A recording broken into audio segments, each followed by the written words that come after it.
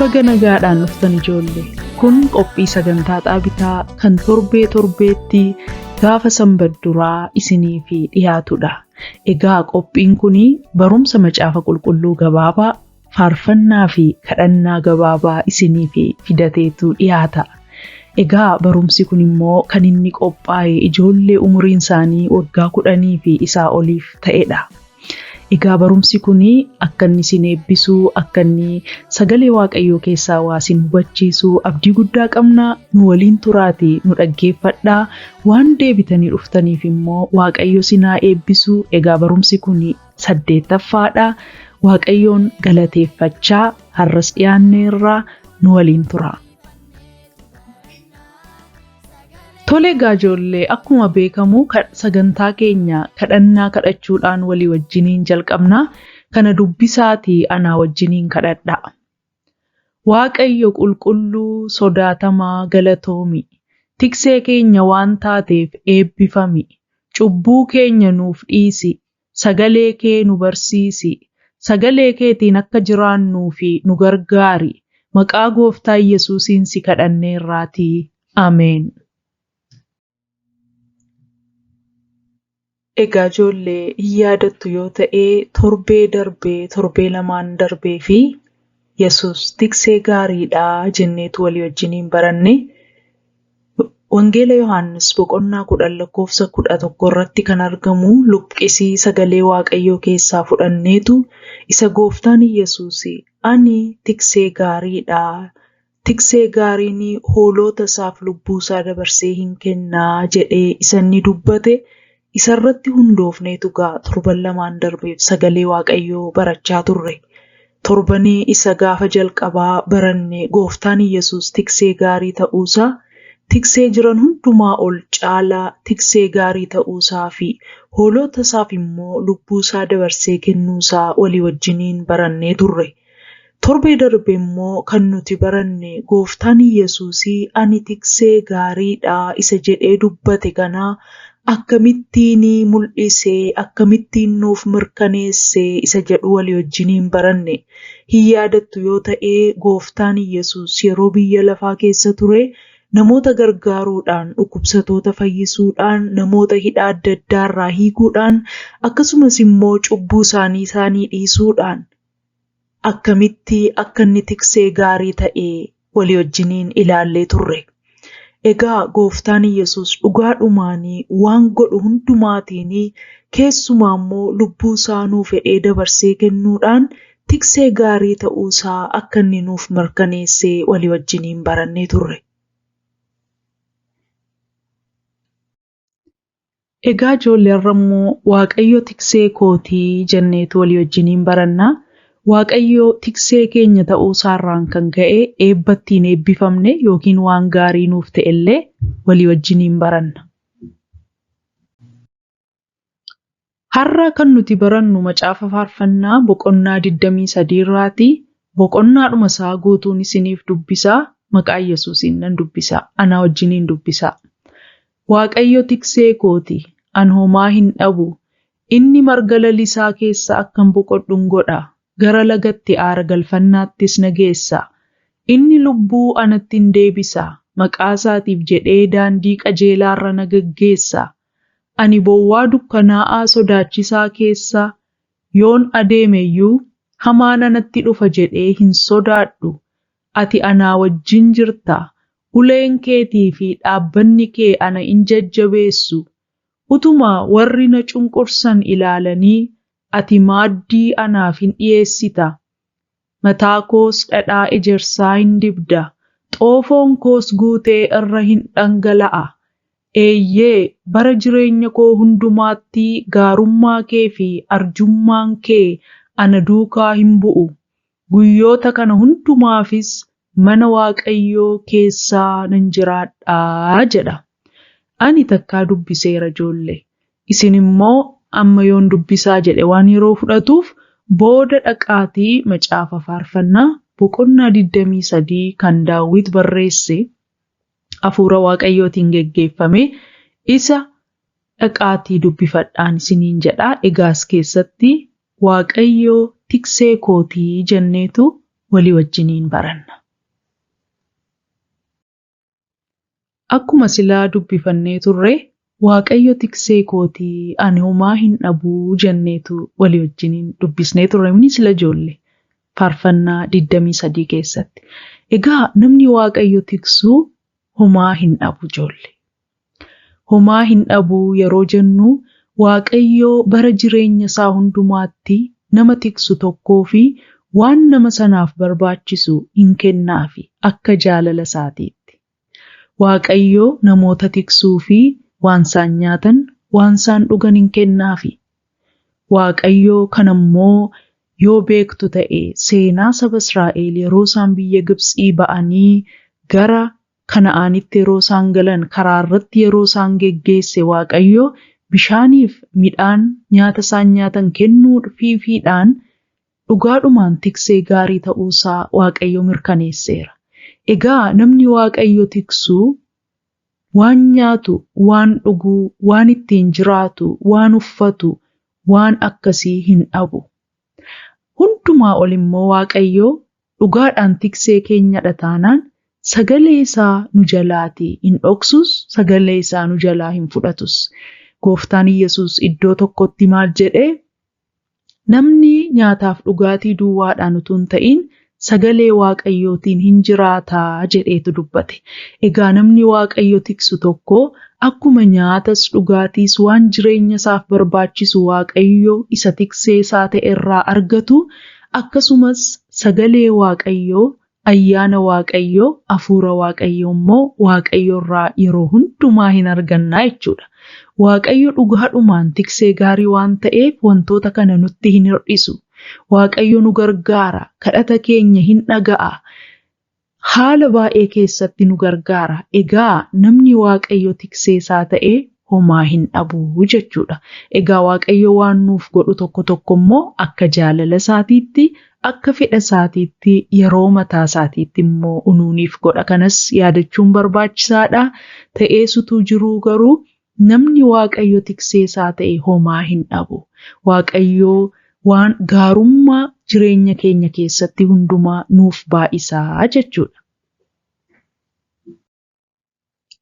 Adda biraan immoo ijoollee Waaqayyo yeroo nama tiksu gara nagaa fi gara boqonnaatti nama geessa. Gooftaan Yesuus illee yeroo dubbate maal jedhee? Ani nagaa koon isiniif dhiisee deemaa jedhe. Kanaaf burqaan nagaa, burqaan aara galfii fi gammachuu Waaqayyoodha jechuudha. Amma kutaa dubbifanne keessatti faarfannaa 23 keessatti maal jedhaa? Inni marga lalisaa keessa akkan boqodhu hin godhaa, gara laga itti aara galfannaattis na geessaa. Inni lubbuu anatti hin deebisaa, maqaa isaatiif jedhee daandii qajeelaarra na geggeessaa jedha. Egaa ijoollee Waaqayyo lafa nagaan jiru, lafa boqonnaan jiru, lafa tasgabbiin jiru keessatti nu eegaa jechuudha. Maaliifi kuni amaluma Waaqayyooti. Waaqayyo Waaqa nagaati. Waaqayyo Waaqa tasgabbiiti. Waaqayyo Waaqa gaarummaa waan ta'eefi isa keessatti nu eega. Garuu yeroon kana jedhu rakkinni adda addaa nurra hin ga'u jechuu koo miti. Yeroo tokko tokko wanti nagaa keenya jeequ, wanti keessa keenya jeequllee dhufuu danda'a. Garuu sana keessatti illee Waaqayyo irra dabarseetu nagaa nuuf kennaa jechuudha. Kanaaf ijoollee sabni Waaqayyoon tiksamu nagaa qabaa, tasgabbii qabaa, boqonnaa qabaa. Kanaaf Waaqayyo akkasittiin saba isaa tiksaa jechuudha. Kun eebba guddaadha. Dhugaa dubbachuuf taanaan biyya lafaa keessaa nagaa, tasgabbii fi boqonnaan baay'inaan hin jiru. Garuu nama Waaqayyo tiksu nagaa, tasgabbii fi boqonnaatu isaaf baa'ata. Adda biraan immoo ijoollee namni Waaqayyo tiksu hin sodaatu. Mee nan dubbisaa irra deebi'ee luqqisiisa baranni silaa isa dubbifanne. Akkas jedha. Ani bowwaa dukkanaa'aa sodaachisaa keessa yoon adeemeyyuu hamaan anatti dhufa jedhee hin sodaadhu. Ati anaa wajjin jirta. Uleen keetii fi dhaabbanni kee ana in jajjabeessu jedha. Egaa ijoollee namni Waaqayyo isa tiksu hin sodaatu jechuudha. Sagalee Waaqayyoo keessaa iddoo baay'ee keessatti hin sodaatinaa jedhamee barreeffameera. Waaqayyo yoo tiksee ofii ta'ee Waaqa hundumaa gararraa jiru, Waaqa waan hundumaa caalu, aangoo qabeessaa, humna qabeessaa kan oolchuu danda'u waan ta'eef namni Waaqayyo isa tiksu homaa sodaachuu hin qabu jechuudha. Seenaa Daani'el faa beektuu ijoollee kan Waaqayyo afaan leencaa irraa isaan oolche. Seenaa Shidraaq faa beektuu ijoollee kan Waaqayyo abidda keessaa isaan oolche. Kanaaf gaa namni Waaqayyo isa tiksu homaa sodaachuus hin qabu, hin sodaatu. Rakkina adda addaa keessa yoo darbellee, dhiphina adda addaa keessa yoo darbellee namni Waaqayyo isa tiksu hin sodaatu jechuudha. Nuun Waaqayyoof haa galatu. Waan Waaqayyo nu tiksuuf homaa sodaachuu hin qabnu. Adda biraan immoo ijoollee Waaqayyo yeroo tiksee keenya ta'u utuma diinni keenya arguutu nu eebbisa. Ilaa luqqisiinanii sila dubbise akkas jedha. Utuma warri na cunqursanii ilaalanii ati maaddii anaaf hin dhiyeessita, mataa koos dhadhaa ejersaa hin dibdaa, xoofoon koos guutee irra hin dhangala'a jedha. Kanaaf gaa ijoollee Waaqayyo yeroo tiksee keenya ta'u Waaqayyo utuma seexanni diinni keenya arguutu nu eebbisaa jechuudha. Utuma inni arguu Waaqayyo gaarummaa isaarraa nu quubsaa, gaarummaa isaatiin nu jiraachisaa. Utuma inni arguu Waaqayyo nu eebbisaa. Utuma inni arguu Waaqayyo mataa keenyas dhadhaa ejersaatiin diba. Kanaaf gaa ijoollee kanatti baay'ee gammaduu qabna. Waaqayyo utuma diinonni keenya hinaafaniif aaranii bira darbeetu aangoo qabeessa waan ta'eef nu eebbisa jechuudha. Inni dhumaa ijoollee namni Waaqayyo tiksee isaa ta'ee gaarummaa fi arjummaan Waaqayyoo bara jireenya isaa hundumaa duukaa bu'a. Akkas jedha. Eeyyee bara jireenya koo hundumaatti gaarummaan kee fi arjummaan kee ana duukaa hin bu'u. Guyyoota kana hundumaafis mana Waaqayyoo keessa nan jiraadhaa jedha. Egaa namni Waaqayyoon tiksamuu gaarummaa Waaqayyoo wajjiniin ta'a. Namni Waaqayyoon tiksamuu arjummaan Waaqayyoo wajjiniin ta'a. Namni Waaqayyoon tiksamu immoo mana Waaqayyoo keessaa bara jireenya isaa hundumaa hin jiraata jechuudha. Kanaaf ijoollee Waaqayyoon tiksamuun carraa guddaadha. Egaa yaada keenya walitti qabuudhaaf namni Waaqayyoon tiksamuu homtuu ittiin hir'atu, namni Waaqayyoon tiksamuu hin sodaatu, namni Waaqayyoon tiksamuu utuma diinonni isaa ilaalanii fi arganii Waaqayyo isa eebbisaa, mataasaa dhadhaa ejersaatiin dibaa. Egaa namni Waaqayyoon eegamu eebba baay'ee qabaa jechuudha. Akkuma nama jedhe immoo mana Waaqayyoo keessa hin jiraata. Arjummaa Waaqayyoo, eebba Waaqayyoo, gaarummaa Waaqayyoo hundumaa hin arga.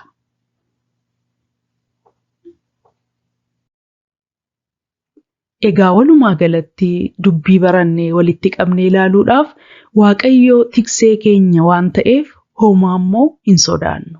Namni Waaqayyoo hin sodaatu jechuudha. Macaafa qulqulluu keessaa iddoo baay'eetti hin sodaatinaa jedhamee barreeffameera.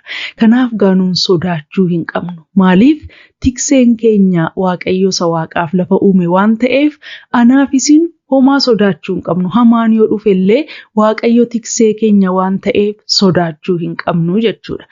Kanaaf gaa waan hamaan yoo isinitti dhufe Waaqayyo tiksee kootii jedhaatii dubbadhaa.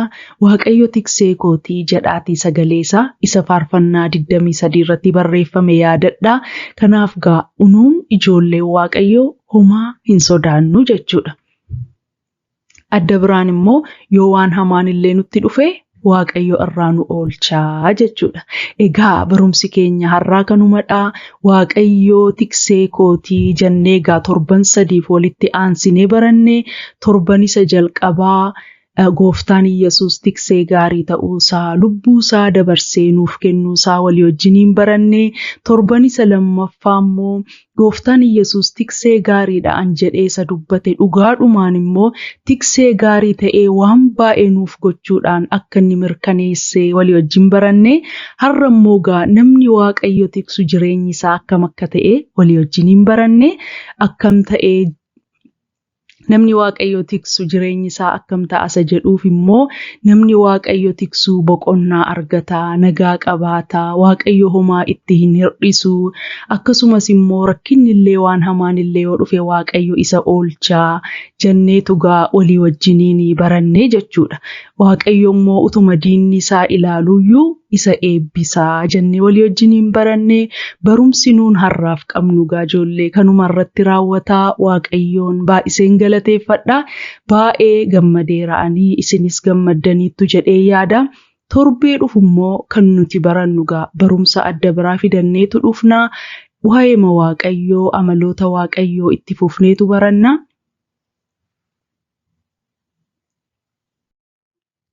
Faarfannaa tokkoon isiniif faarfadha. Faarfannaa kana gaafan ijoollee tureen faarfachaa ture. Abbaa faarfannaa kana barreesse hin beeku. Silaa asirratti hin barreessaan ture maqaa isaanii, gabaabaadha. Anuma wajjiniin faarfadha. Waaqayyo tiksee kooti, kan na dhabsiisu hin jiru. Kan na dhabsiisu hin jiru, na bulcha marga lalisaa keessa, karaa boqonnaattis na geessa. Waaqayyo tiksee kooti, kan na dhabsiisu hin jiru. Kan na dhabsiisu hin jiru, na bulcha marga lalisaa keessa, karaa boqonnaattis na geessa. Waaqayyo tiksee kooti, kan na dhabsiisu hin jiru. Kan na dhabsiisu hin jiru, na bulcha marga lalisaa keessa, iddoo boqonnaattis na geessa. Waan na dhaggeeffattaniif Waaqayyo baay'isee sinaa eebbisu. Nama faarfannaa kana nuuf barreesse Waaqayyo isaana eebbisu. Faarfannaa duriidha. Akka isinitti eebbifamtan amantii guddaan qaba. Amma immoo itti fufuudhaan kadhannaa Gooftaan Yesuus nu barsiise walii wajjiniin kadhannaa. Egaa dubbisaatii na wajjiniin kadhadha. Yaa Abbaa keenya Waaqarra kan jiraattu, maqaan kee haa qulqullaa'u, mootummaan kee haa dhufu, jaalalli kee Waaqarratti akka ta'e akkasumas lafarratti haa ta'u, kan nu ga'u biddeena keenya har'aa nuuf kenni, yakkaa keenyas nuuf dhiisi, nutis warra nu yakkaniif akka dhiisnu, qorumsatti nun galchiin, hamaa nu oolchi malee, mootummaan kan keetiyoo, humnis galannis bara baraan. Ameen. Waaqayyo sinaa eebbisu ijoollee waan ana wajjiniin kadhattaniif. Fakkii asirratti barumsaaf itti fayyadamnu kana kan nuu kennanii Free Bible Images kan jedhamanidha. Tola nuuf kennanii Waaqayyo isaana eebbisu jenna. Waaqayyo isinaa eebbisu jedhaatii isaan eebbisaa. Egaa ijoollee torbee dhufu immoo kan nuti barannu Yesuus barsiisaa gaariidha jenneetu baranna.